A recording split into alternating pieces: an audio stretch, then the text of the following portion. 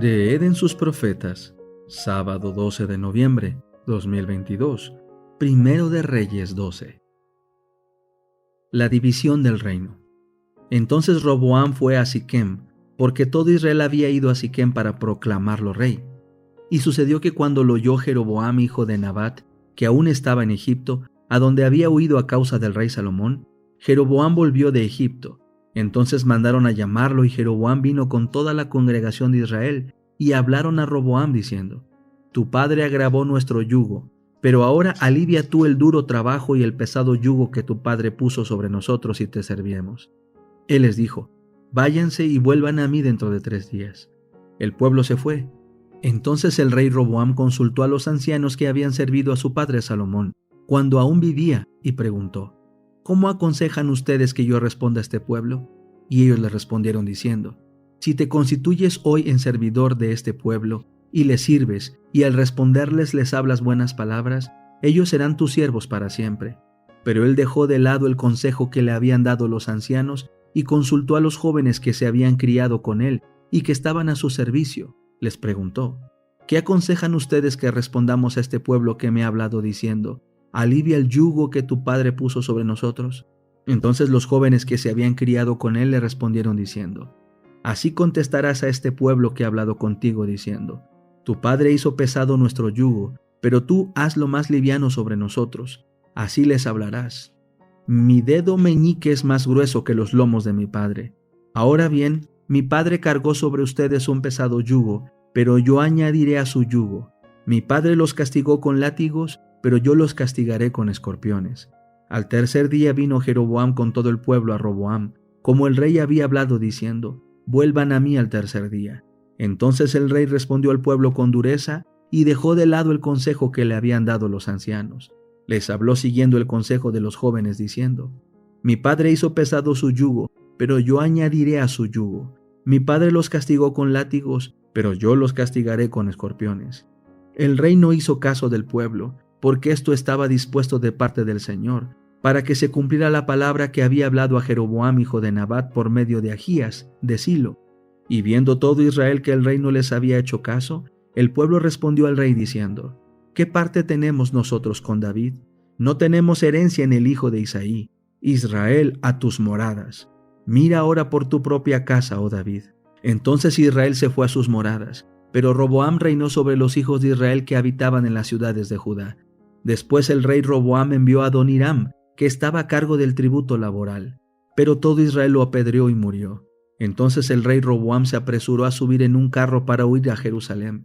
Así se rebeló Israel contra la casa de David hasta el día de hoy. Aconteció que al oír todo Israel que Jeroboam había vuelto, lo mandaron a llamar a la asamblea y lo hicieron rey de todo Israel. No quedó quien siguiera la casa de David, sino solo la tribu de Judá. Roboam desiste de atacar a Israel. Entonces Roboam llegó a Jerusalén y reunió a todos los de la casa de Judá y a la tribu de Benjamín, 180,000 guerreros escogidos, a fin de combatir contra la casa de Israel y devolver el reino a Roboam, hijo de Salomón. Pero la palabra de Dios vino a Semaías, hombre de Dios, diciendo: Habla Roboam, hijo de Salomón, rey de Judá, y a toda la casa de Judá y de Benjamín, y al resto del pueblo, diciendo que así ha dicho el Señor: No suban ni combatan contra sus hermanos, los hijos de Israel. Vuélvase cada uno a su casa, porque de parte mía ha sucedido esto. Ellos escucharon la palabra del Señor y desistieron de ir conforme a la palabra del Señor. Jeroboam aleja a Israel del Señor. Jeroboam reedificó Siquem, en la región montañosa de Efraín, y habitó en ella. De allí fue y reedificó Panuel. Y Jeroboam pensó en su corazón: Ahora el reino volverá a la casa de David. Si este pueblo sube para ofrecer sacrificios en la casa del Señor en Jerusalén, el corazón de este pueblo se volverá a su señor Roboam, rey de Judá, y me matarán y volverán a Roboam, rey de Judá. Y habiendo tomado consejo, el rey hizo 2 becerros de oro y dijo al pueblo: Bastante han subido a Jerusalén. He aquí tus dioses, oh Israel, que te hicieron subir de la tierra de Egipto. Puso el uno en Betel y el otro lo puso en Dan. Y esto fue ocasión de pecado, porque el pueblo iba para adorar delante de uno de ellos hasta Dan. También hizo santuarios en los lugares altos e instituyó sacerdotes de entre la gente común, que no eran hijos de Leví. Jeroboam instituyó una fiesta el día 15 del mes octavo, semejante a la fiesta que había en Judá, y subió al altar que hizo en Betel para ofrecer sacrificios a los becerros que había hecho. En Betel estableció también sacerdotes para los lugares altos que había edificado. Subió al altar que había hecho en Betel, y el día 15 del mes octavo, fecha que inventó en su corazón, hizo la fiesta para los hijos de Israel y subió al altar para quemar incienso. Eventos de los últimos días, capítulo 4. La Iglesia de Dios de los últimos días. Cuando una iglesia demuestra que es infiel a la palabra del Señor, cualquiera sea su posición y por alta y sagrada que sea su vocación, el Señor ya no puede trabajar con ellos. Otros son entonces escogidos para llevar importantes responsabilidades, pero si a su vez estos no purifican sus vidas de toda acción incorrecta, si no establecen principios puros y santos en todos sus límites, entonces dolorosamente el Señor los afligirá y humillará, y a menos que se arrepientan, los quitará de su lugar y hará de ellos un motivo de ignominia. Juzgados por luz concedida. La Iglesia Adventista del Séptimo Día debe ser pesada en la balanza del santuario. Será juzgada conforme a las ventajas que haya recibido. Si su experiencia espiritual no corresponde a los privilegios que el sacrificio de Cristo le tiene asegurados, si las bendiciones conferidas no la capacitaron para cumplir la obra que se le confió, se pronunciará contra ella la sentencia: hallada falta. Será juzgada según la luz y las ocasiones que le fueron deparadas. Las solemnes advertencias que nos han sido dadas por la destrucción de instituciones valiosas y útiles nos dicen: recuerda, por tanto, de dónde has caído y arrepiéntete, y haz las primeras obras. Apocalipsis 2:5. A menos que la iglesia contaminada por la apostasía se arrepiente y se convierta, comerá del fruto de sus propias obras, hasta que se aborrezca a sí misma. Si resiste el mal y busca el bien, si busca a Dios con toda humildad y responde a su vocación celestial en Jesucristo, si permanece sobre la plataforma de la verdad eterna, y si por fe realiza los planes que han sido trazados a su respecto, ella será sanada.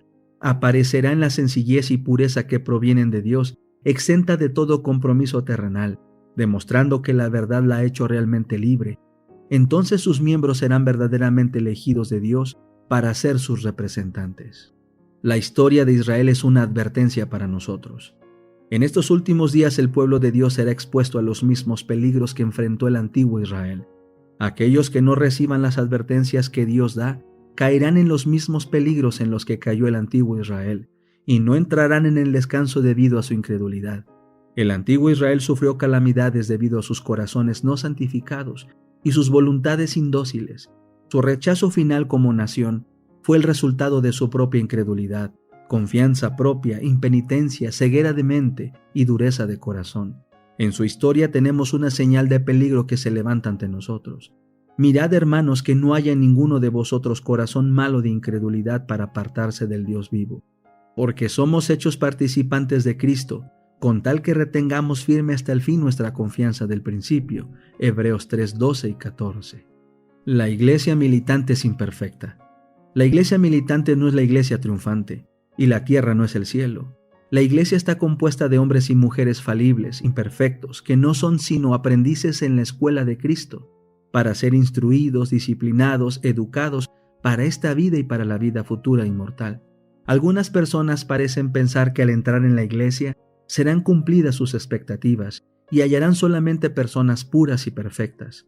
Son celosas en su fe y cuando ven faltas en los miembros de la iglesia, dicen: nosotros abandonamos el mundo para no tener ninguna asociación con individuos malos, pero el mal se halla aquí también, y preguntan como los siervos de la parábola: ¿de dónde pues tiene cizaña? Pero no necesitamos chasquearnos así, pues el Señor no nos autoriza a sacar la conclusión de que la iglesia es perfecta, y todo nuestro celo no nos permitirá tener éxito en lograr que la iglesia militante sea tan pura como la iglesia triunfante. La iglesia triunfante será fiel y semejante a Cristo. La obra pronto ha de terminar. Los miembros de la iglesia militante que han demostrado ser fieles integrarán la iglesia triunfante. La vida de Cristo era una vida llena con un mensaje divino del amor de Dios, y Él ansiaba intensamente impartir este amor a otros en una rica medida. Su semblante resplandecía de compasión y su conducta se caracterizaba por la gracia, la humildad, la verdad y el amor. Cada miembro de su iglesia militante debe manifestar las mismas virtudes si quiere unirse a la iglesia triunfante.